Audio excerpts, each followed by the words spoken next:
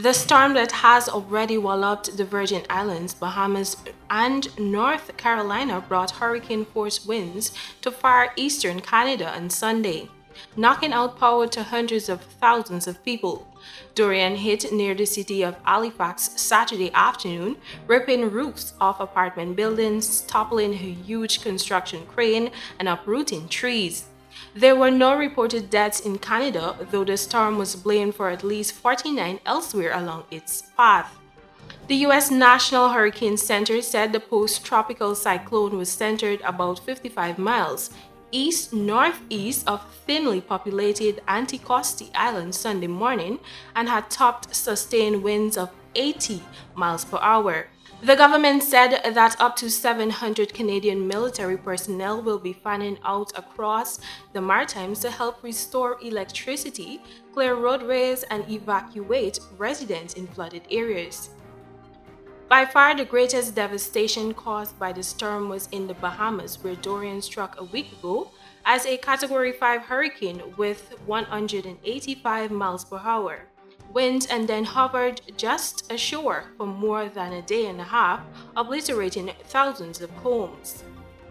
Planes and cruise ships, among others, were evacuating people from the Abaco Island, and officials were trying to reach areas still isolated by flooding.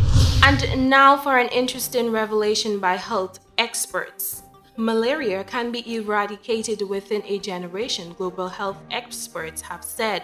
In a major report on Sunday, 41 specialists said a future free of malaria, one of the world's oldest and deadliest diseases, can be achieved as early as 2050. This contradicted the conclusions last month of a malaria review by the World Health Organization, and the experts urged the WHO not to shy away from this goal of epic proportions.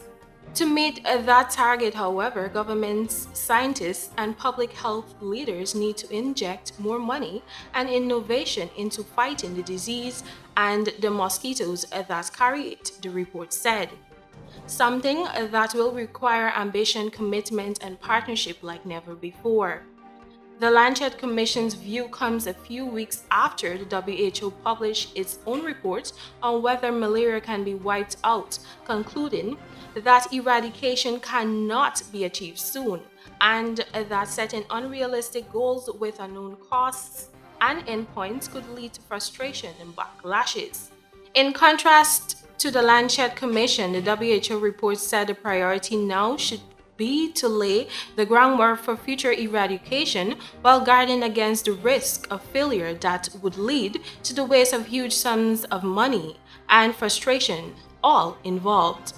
The Lancet report, however, said that rather than slugging on with steadily reducing malaria cases, all the time under the threat of resurgence, global health authorities could instead choose to commit a time-bound eradication goal that will bring purpose, urgency, and dedication to the fight. Malaria infected about 219 million people in 2017 and killed around 435,000 of them, the vast majority babies and children in the poorest parts of Africa. Due to the ongoing transmission, half of the world's population is still at risk of contracting malaria, and globally, it kills a child every 2 minutes. And finally, the last story coming out of Jamaica. Janoy Decrease was looking forward to starting school today. The 16-year-old boy would have been entering grade 10 at the Glengough High School, and according to his mother, Sandra San, he was very excited.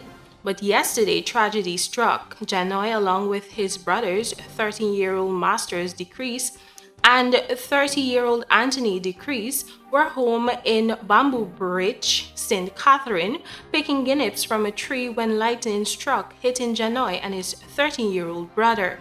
Police reports are that Janoy was taken to the hospital where he was pronounced dead.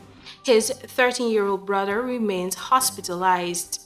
And that's a wrap for tonight's regional news. Thank you for watching.